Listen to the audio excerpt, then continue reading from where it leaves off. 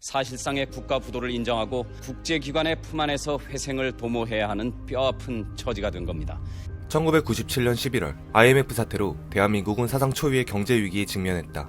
1953년 전쟁으로 인해 폐허가 된 이후 불과 40년 만에 대한민국은 한강의 기적을 이루며 초고속 성장을 달성했습니다. 한 끼라도 든든하게 먹고 살자는 정신으로 허리띠를 졸라맨 한국인들은 남녀노소 할 것 없이 국가의 부흥을 위해 힘썼습니다.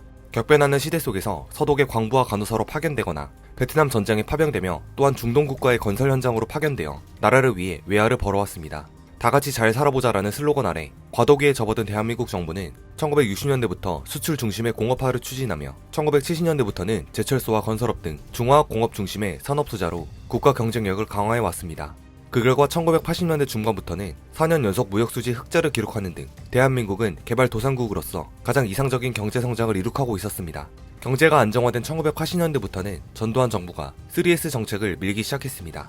3S 정책은 스포츠와 스크린, 섹스의 앞글자를 딴 용어로서 이러한 정책은 전두환 정부의 군사 독재에 대한 반발을 막고 국민의 관심을 돌리기 위한 것이라는 의견이 주를 이루고 있습니다. 전두환 정부 산업의 주요 내용을 보면 서울 아시안게임 유치, 88 서울올림픽 개최, 프로야구 출범, 프로축구 출범 등 스포츠 산업의 성장을 촉진했고 컬러TV가 확산되면서 영화 상영의 규제 검열도 대폭 완화되었습니다. 1982년에는 야간 통행 금지가 폐지되어 그에 따른 여러가지 성 관련 산업이 급속도로 늘어나기 시작했죠. 그 후 오랫동안 골마있던 군부 독재가 종식되면서 한국은 엄청난 호황기가 찾아옵니다. 국민에게 여가생활이라는 문화가 자리 잡기 시작했고 개인적 자유가 증가하면서 사람들은 자신이 원하는 상품과 서비스에 돈을 지불하기 시작했습니다. 이에 따라 소비 문화가 활성화되면서 경제성장이 시작된 것이죠.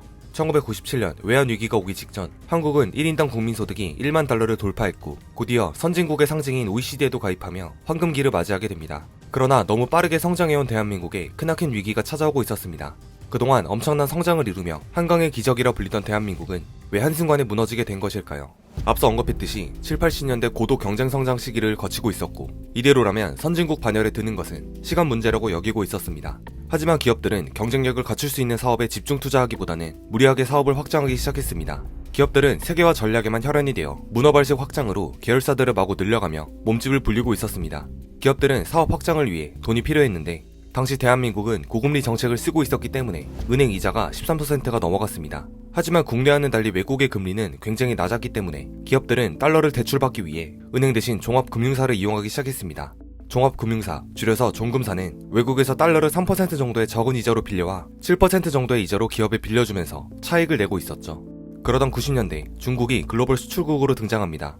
중국은 메이드 인 차이나 스티커를 달고 엄청난 노동력과 값싼 물건들로 수출 시장에서 경쟁력을 높이고 있었고 설상가상으로 뛰어난 품질을 가진 일본 또한 수출 경쟁력에서 우위를 점하게 되었습니다. 즉 당시 대한민국 기업들은 세계화를 추진하고 수출에 집중하는 등의 전략을 펴고 있었지만 굉장히 애매한 위치에 있었습니다. 시간이 지나면서 대한민국 기업들의 실적은 부진을 면치 못했고 글로벌 경쟁력은 떨어져만 갔습니다. 수출이 급격히 줄어들면서 대기업들은 이렇다 할 실적은 내지 못한 채 늪에 빠져 있었고 한국 경제의 위기감은 고조되었습니다. 1997년 초 아시아 전역에 걸쳐 위기 조짐이 보이자 낌새를 눈치챈 외국 금융사들은 급히 빌려준 달러를 회수하기 시작했습니다.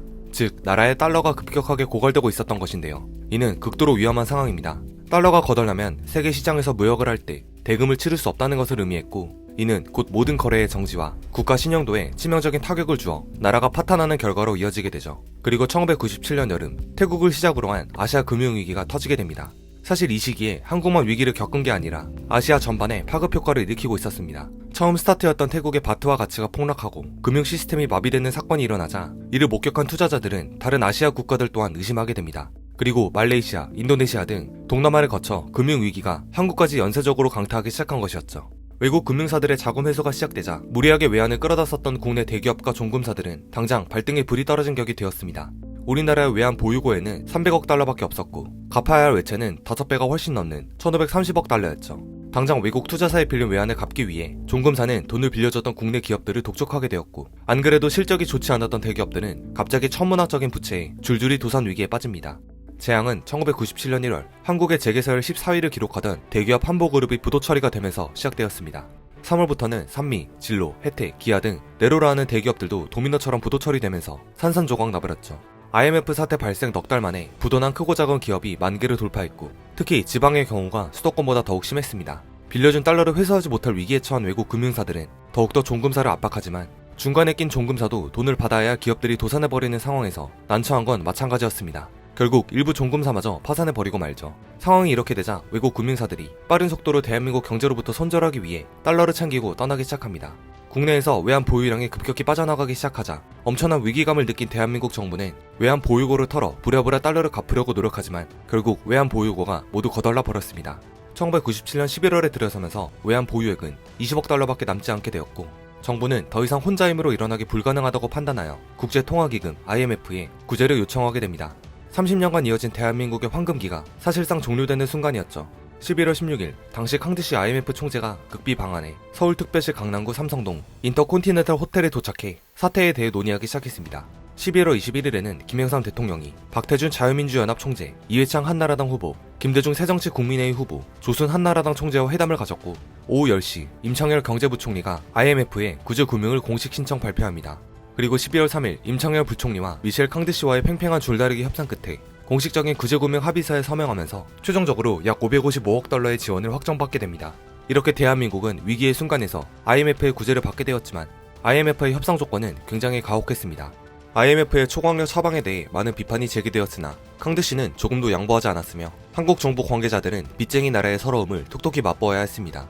정부는 결국 IMF의 상당히 엄격하고 까다로운 요구를 이행해야 했습니다. IMF가 내건 조건은 크게 4가지였습니다. 첫 번째는 고금리 정책으로 금리를 연 29.5%까지 올려야 했습니다.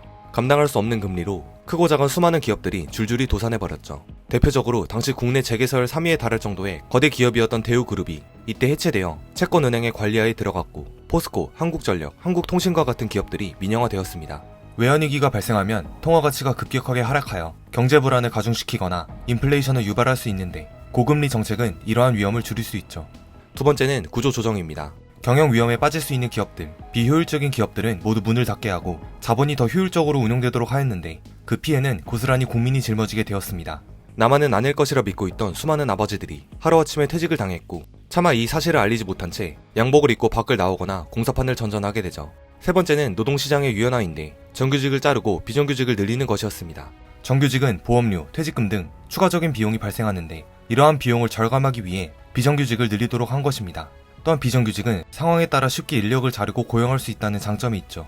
네 번째는 금융시장의 전면 개방입니다. 한국의 IMF 사태 이전의 금융시장은 개방의 문을 살짝 열어놓은 상태였지만 IMF가 내건 조건은 완전한 자본시장 개방이었고 이로써 외부 자본 유입이 촉진되도록 하였습니다. 당시 IMF는 대한민국뿐만 아니라 말레이시아, 인도네시아, 태국 등 아시아 국가들에게도 엄격한 조건을 내걸었습니다. 이렇게 엄격한 조건을 내걸음으로써 해당 국가의 경제를 재건하고 장기적인 안정성을 확보하기 위함이었죠. 외환위기로 한국의 경제산업 구조뿐 아니라 개인의 삶까지 송두리째 바꿔놓았지만 당장 급한 불을 꺼야 하는 대한민국 입장에서는 이 조건을 모두 수용해야 했습니다. 하지만 정부는 기업들의 연쇄 도산을 우려해서 부실 종금사를 소극적으로 정리했는데 이에 IMF는 한국이 자신들과의 약속을 지킬 의지가 있는지에 대해 계속해서 의심했습니다. 이들은 한국인들은 국가 전체가 부도 위기에 놓여 있는데도 상황을 제대로 인식하지 못하고 있다고 강하게 비판했죠.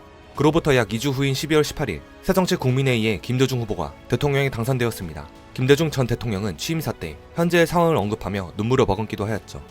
잘못하다가는 나라가 파산할지도 모르는 위기에 우리는 당면에 있는 것입니다. 우리 모두는 지금 땀과 눈물과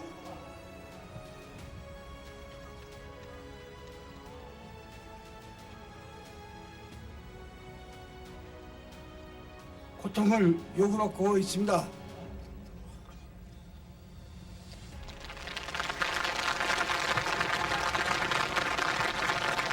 IMF 외환위기 사태가 발생한 1997년부터 약 5년 동안 수많은 기업들이 부도 처리가 됐습니다. 무엇보다도 가장 먼저 부도가 난 한보그룹 부도가 국민적인 관심을 끌었는데 당시 한보그룹은 초부실 덩어리로 알려져 있었으며 이 당시 정태수 회장이 5조 7천억 원이라는 천문학적 금액을 대출하는 과정에서 엄청난 부정과 비리가 행해진 것으로 알려집니다. 정태수 회장은 30대까지 공무원 생활을 하다가 무속인의 말로 인해 사업의 길로 돌아선 것으로 유명한데요. 무속인이 당신은 흙과 관련된 사업을 하면 대한민국에서 한두 손가락 안에 들게 될 것이다 라는 말에 산을 돌아다니며 폐광산 하나를 헐값에 인수하게 되었고 몰리브덴 광산을 차리면서 한보상사를 설립하죠. 후에는 건설 사업에 뛰어들어 서울 대치동에 쓸모없어 보이는 땅을 싼 값에 사들여 음마아파트와 미도아파트 등을 건축해 1,000억 원 이상의 금액을 손에 쥐며 재벌로 거듭나게 됩니다. 후에 정태수 회장은 횡령 혐의로 재판에 넘겨졌지만 말레이시아를 거쳐 카자흐스탄으로 도주하였고 2018년에 에콰도르에서 사망한 것으로 알려져 있습니다. IMF 사태 여파로 1998년 자살률은 전년 대비 약 45%가 증가했고 이혼율 또한 크게 늘어났습니다. 중간을 지탱하는 중산층이 무너지자 빈부격차는 더욱 심해졌습니다. 또한 자본시장의 개방으로 외국계 자본이 대거 유입되고 노동시장의 위원화로 비정규직 고용이 늘면서 평생 직장이라는 개념이 사라졌습니다. 때문에 이 시기를 기점으로 안정성을 자랑하는 공무원 지원자가 늘어납니다. 그러는 와중에 대한민국 사회는 국난을 다같이 극복하자는 금 모으기 운동이 벌어집니다. 개개인이 가지고 있던 금들을 모아 한국은행의 금 보유고를 높이고 이를 통해 외환 보유고를 늘린다는 취지였죠. 전국적으로 351만여 명이 참여한 금 모으기 운동으로 약 225톤의 금이 모였고 당시 IMF가 제공한 210억 달러의 10%에 이르는 돈을 마련하게 됩니다. IMF 사태가 지난 지 약 27년, 당시 네로라는 30대 대기업 중 현재는 11곳 정도만 남게 되었습니다. 이 가운데 일부 기업은 위기를 기회로 삼아 성장하였으며 특히 삼성은 이익을 기준으로 전자, 금융, 무역 등 3-4개의 핵심 사업으로 중심을 축소하고 나머지 계열사를 대폭 정리했습니다. 삼성은 어떤 국내 기업보다 외환위기를 잘 극복한 것으로 알려져 있는데 1994년 최고조에 달했던 반도체 호황이 끝이 나면서 IMF 외환위기와 함께 삼성전자가 곤두박질치기 시작했습니다. 당시 이건희 삼성회장은 급히 사장단을 불러 모아 회의를 열어 반도체가 조금 팔려 이익이 난다고 자만에 빠져있다고 질책하며 위기에 대처하기 위한 경비 절감을 지시했습니다. 그렇게 삼성은 구조조정과 함께 오디오 사업과 냉장고 사업 등을 줄이고 삼성중공업은 발전설비, 지게차 사업부, 중장비 사업부 등을 스웨덴 볼보와 미국 클라크 등에 각각 매각해 현금을 확보하였습니다. 동시에 반도체나 차세대 사업에는 투자의 끈을 놓지 않았죠. 이러한 비상 경영으로 삼성은 2002년 무역수지 흑자 145억 달러를 달성해 당시 한국 전체 무역 흑자를 넘어서는 놀라운 성과를 냈습니다. LG 또한 전자와 디스플레이, 화학 등 핵심 업종에 집중해 당시 4위였던 기업이 현재도 4위로 유지하고 있죠. 또한 그 사이 농협과 하림, 신세계, 미래에셋 등 15곳이 새롭게 30대 그룹에 편입되었습니다. 이는 결과적으로 오늘날 국내 기업들이 그 분야에서 세계적인 기업으로 도약할 수 있게 되는 계기가 되었습니다. 그러나 이 사태는 대다수 국민에게는 씻을 수 없는 상처를 남겼습니다. 지금까지 20여 년이 지났음에도 불구하고 IMF의 부작용으로 인해 빈부격차 심화, 청년 실업 문제 등 여러 사회적 문제들은 아직도 해결하지 못하고 있죠. 대한민국 경제를 뒤집어 놓은 이 사태 속에서 대한민국 정부는 IMF의 무례한 요구를 다 수용하면서도 성실하게 외채를 갚아냈습니다. 우리나라 경제는 1997년 외환위기 이후 빠른 속도로 회복했고 예정된 만기일보다 3년 빠른 2001년 8월에 구제금융자금을 모두 상환하였습니다. 그리고 대한민국은 IMF 관리체계에서 완전히 벗어납니다.